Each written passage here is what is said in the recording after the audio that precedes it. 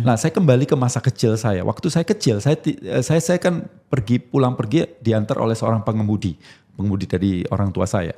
Nah, pengemudi itu membenci si polisi. Jadi saya nggak tahu masalahnya apa. Tapi Gobin kecil, kemudian si pengemudi ini setiap kali ketemu polisi kurang ajar. Polisi itu maunya duit saja. Polisi. Nah, Gobin mendapatkan siraman si kebencian tersebut tanpa disadarin. Nah, ketika Gobin besar, saya udah lupa sama cerita-cerita itu, tapi itu tertanam di dalam diri saya, polisi itu emang kurang ajar. Ketika saya berhadapan dengan polisi karena ditilang atau apa, tiba-tiba saya marah, saya bentak si polisi itu. Nah, pada saat itu saya berpikir memang polisinya yang salah.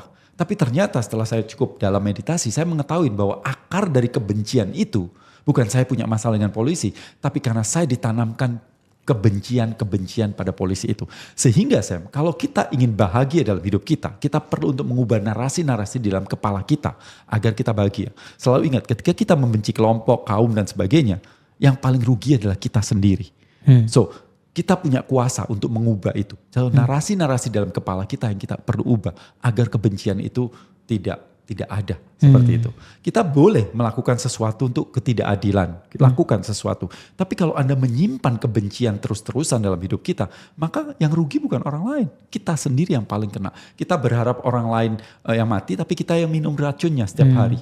Kurang lebih seperti itu. Oke Pak, saya barusan ada live di TikTok untuk jualan buku saya, karena kayaknya tanggal kembar atau hari apa gitu kemarin.